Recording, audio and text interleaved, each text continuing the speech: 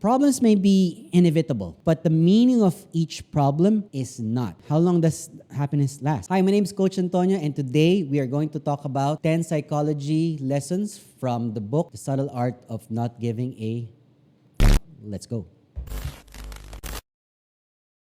There's a lot of hype around this book, which I'm about to talk about, and for good reason. It's a very polarizing book that I want to talk about. It's more about personal development for me, personal growth, some would say. I want to share 10 psychology lessons from the book, The Subtle Art of Not Giving a... I'm gonna say the F word a lot in this one, so bear with me. Hopefully it's muted. I read 3 chapters of it, and then I put it down for about a year when it came out. And then, I don't know what hit me, but I just picked it up here in the office and just started reading it again, and I finished it. And I wanted to share things that I learned from this book that hopefully some people could get from. This is The Subtle Art of Not Giving a Fuck by Mark Manson. Very good writer. And I haven't read his other book, but this is gonna be the focus for now. So I'm gonna be talking about 10 psychology lessons from the book, The Subtle Art of Not Giving a Fuck by Mark Manson. Let's go. Number 1, change is the only constant in life. So this is something we need to be able to accept as a fact. Change will always come. It is inevitable. That's the only thing constant in this world. You've probably heard this a lot of times. There's no such thing as finding yourself, or I'm trying to find myself. It does not exist. You're always going to be evolving and changing with your surrounding situations. Wherever you may be, whatever situation you are going to be someone that's going to evolve. That's why we're an existing species compared to other animals that are already extinct, because we can adapt. When it's cold, we wear jackets. When it's hot, we wear, almost close to nothing. We know what to wear, and when you have people around you that are problems for you, you know how to overcome them. You'll probably never really know who you are as a person, and that's okay, because you'll always be discovering and learning new things as you grow on. Like, remember when you were a kid, the first time you learned how to walk, you started running, and then you fell down, and then you cried, and then you went back at it again over and over again until you were able to stand up. That's how you evolved. When you were a kid, you needed someone to support you. When you're old, you're going to need someone to wipe your ass. Guess what? In the middle part, you're still going to need another person for that. There's always going to be changes that's going to be happening to you, but the only thing constant will be change. So that's number 1. Change is the only constant in life. Moving on to number 2 from this book, it is failure is necessary for growth. Failure is necessary for you to grow. Failure teaches a lot, and it teaches you how to grow. Why is that so? Like, I always talk about failure as a teaching lesson. Here's why. Abe Lincoln, for example, he gave an explanation, Mark Manson gave an explanation of Abraham Lincoln losing a lot of elections. I think about 8 elections. He failed a lot with his business, and he suffered a nervous breakdown before even becoming president. He fought a lot of demons inside his head. I think he was depressed and suicidal before he became a president. Failure and success are not opposites. They are both going to be parts of the whole. It's like you never fulfill 100% without 1% of it. It's necessary that you learn things the hard way. I always talk about reading books of people, their autobiographies of their failures and such, but then you never really learn hard because you're not the one in their shoes. When it really happens to you, it hits you hard. For example, not being able to trust someone because of something that they did to you and it hurt you in the past. People are usually kind because they just learned from their past. It simply means that they become stronger and smarter because of the lessons that they learned from the past. Failure is always going to be necessary for you to be able to grow. That's the only way that you learn. So that's number 2. Moving on to number 3, your energy is finite. Invest in it wisely. Life is going to throw a lot of curveballs. In baseball, when you pitch, it's not always straight. They throw you curveballs and you think that it's going straight, but it's going to a curve. It's something that pitchers throw at you to the person who's batting so that they become confused on how to hit it. You want to pick and choose your battles wisely. You don't just keep on hitting any ball that comes up you. So you learn how to read and react as fast as you can. It's going to show your maturity, first of all. And when you only care about what really matters for you. Again, we're talking about the art of not giving a fuck. So you don't just keep on hitting the bat because you're going to strike out, right? You only have, like in baseball, you can only hit 3 times. And then and you have 4 balls, I think, because 3 strikes, 4 balls, and then you walk. You don't hit everything that you see. So you choose the battles that you want to fighting in. Like people who try to argue a lot online on things. Not everything should be won. What's more important than winning is your peace of mind. When you know you're right and the other person doesn't believe you, then there's no use for you to prove that you're right. It's more important that you have your peace of mind and retaining that friendship that you have with that person at the same time. Spend your energy on what will bring you closer to your goals. So that's number 3. Your energy is finite. Learn how to invest in it wisely. Number 4, be grateful for what you have. Being grateful for what you have is a lot better than wishing for things that you don't have. So let me explain that. So it's good to strive for better things. There's no problem with that. You want a nicer house, a nicer car, better clothes, whatsoever. But it's also important to stop and be grateful for the things that you have right now. Wishing for something is not bad. But then a person who doesn't have any wishes is a lot wealthier than a person who has so much wishes. If you're happy with what the things that you have and then there's nothing that you really want, then you are really wealthy because you afford already what you have. If that's the car that you already have right now and you don't wish, for a European car or a sports car, then does wealth even matter to you? No. So gratitude changes what you have today into something that's enough. Because when do you know something is enough? Is 1 million enough for you? Is 5 million, 10 million enough for you? 100 million? Everyone has their number in mind. But will it be ever enough for you? Because you're always going to be wishing for things more than what you have already. And that happened to me with shoes. Numbers are infinite. You can go on with numbers. You can start from 0 to 10, 20, 50, hundreds of thousands. It's infinite. The more you pursue the feeling better all the time, the less that you're going to be satisfied. And the satisfaction will never end. With me, I remember with shoes, every time I get the new release on a Saturday and it's so coveted by everyone, I'm going to wear it on Sunday and then Monday, the excitement's gone. It's on to the next release. Oh, next release after 2 weeks and then you're excited with that. It just never ends. It was just like that. Every Wednesday or Friday, Saturday, there's going to be a new release of shoes. It goes nowhere. The only thing getting happy is the brand that that you're buying from, honestly. I remember when they say, just buy what you want and what makes you happy. Does it really make you happy? I mean, I want to ask the followers here who have been following me since my sneaker collection days as Mr. Soulslam. Do you feel happy? Like really legit long-term happy when you get that holy grail that you wanted, the most expensive shoes that you ever wanted, and then it's there in front of you. You smell it. You probably slept with the shoe beside you. I've done that. How long does happiness last? I remember every time I buy a new car, I've never been happier since the first time I sat on the driver's seat and then started the car for that 1 hour. I remember every time that kind of happiness comes to me. That moment will never be the same ever again. I know for a fact that even if I get the most expensive car, that feeling will not last a very long time. That's why I have the saying that, okay, I'm okay crying in a Ferrari. Can't you be like happy inside a Corolla? Let me know in the comment section down below. What do you think? So that's number 4. Be grateful for what you have. I ranted again. Number 5. Problems are not always negative. Not all problems are negative. So having a problem does not necessarily mean it is a minus or a negative for you. Problems may be inevitable, but the meaning of each problem is not. So you want to hope for a life filled with good problems. How do you see that? Problems are always opportunities. It's how wealthy people have become wealthy, because a wealthy person solves problems. Here's the difference. A poor person will point out everything that's wrong in the world. They're going to point out everything that's wrong with their work, their family, their relationship, their friends, etc.,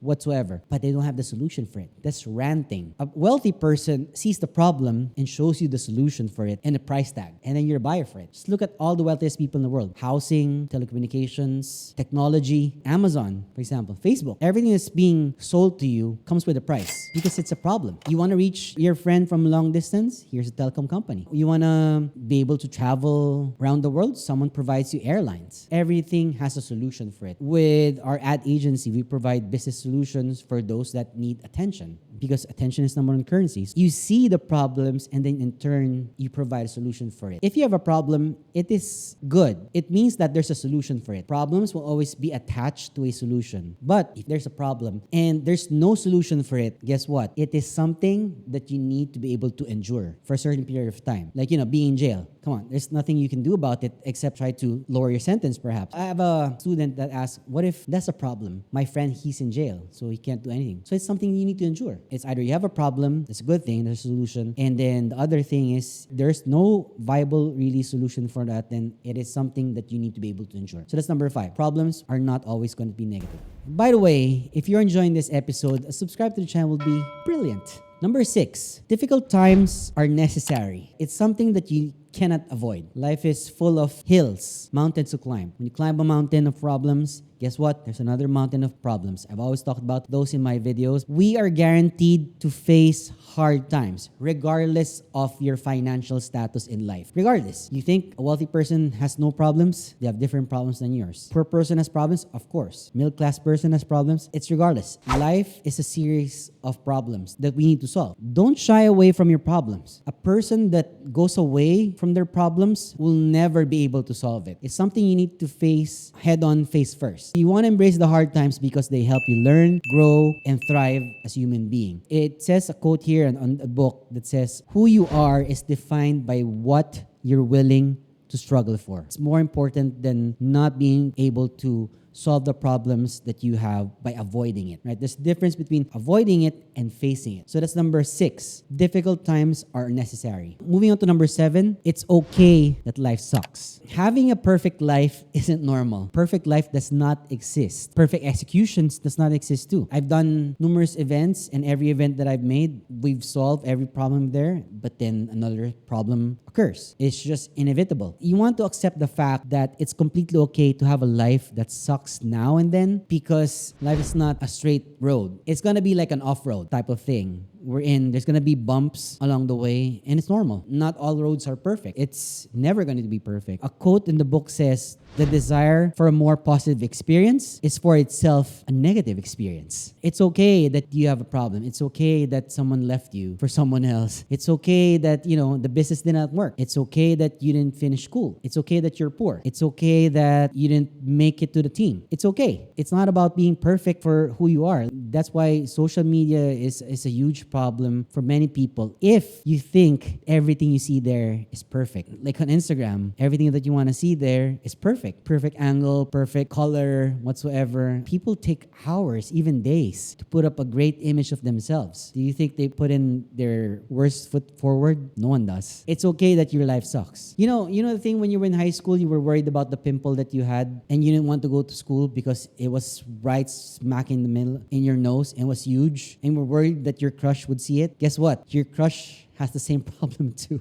And it's okay because she or he is dealing with the same problems as you are. And it's okay that your life sucks. What's not okay is you getting stuck where you are. So that's number 7. It's okay that life sucks. Number 8, your identity is defined by what you do, not by what you don't do. Let me explain. You're defined by what you do and what you don't do. When you dare say no more often, it becomes a problem. Because if we reject nothing, we essentially have no identity at all. If saying no means that you are getting a better yes, then do so. You can say no to a job opportunity that takes away your time. You can say no to a relationship just because it's the only one available there. Some people settle for something just because it's the only thing available. But at the same time, you want to see what's available really for you and what's best for you. Let me just give you one example, which is taking road A instead of taking road B. Let's say road A is going to college and road B is not going to college and starting your own business. You have to make a choice. And the thing is, if you choose road A, you will never know what's going to happen in road B. And that's fine because you made that decision for yourself. You said yes to this road. It means that there's no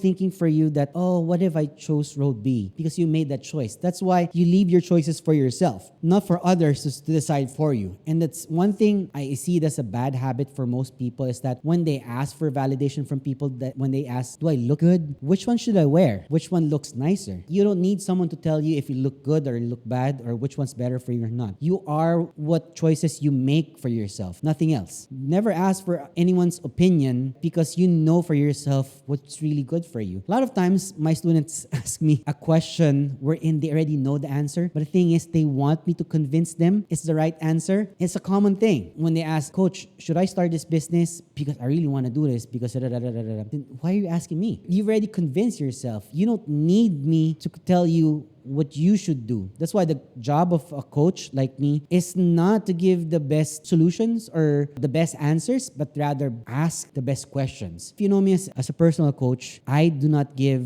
most of the solutions for them. They find the solutions in themselves by me asking them the right questions. The job of the coach is to ask the right questions, not to give the best answers. This is not, Miss Universe, wherein you ask a question, then you give your best answer. You're not judged by that. That's the job of a coach, to help them realize what they already know from themselves. So in addition, it's going to be a situation wherein if someone told them what to do, for example, your parents told you to take up nursing instead of fine arts, you're going to find yourself blaming them in 10 years that you're doing a job that you don't do, or you're not happy with your decision just because someone told you that it's the right thing to do. That's why parents, please do not shove in to your kids what you wish you wanted to do for yourself back then. If you were a doctor, don't force your children to be doctors if they want to be architects or whatsoever. Your decision for them doesn't mean that you're gonna look good to other people. You're looking at your neighbor and saying, "Hey, here's my kid, he's a doctor too like me." Is it just to make you look good, or is that more important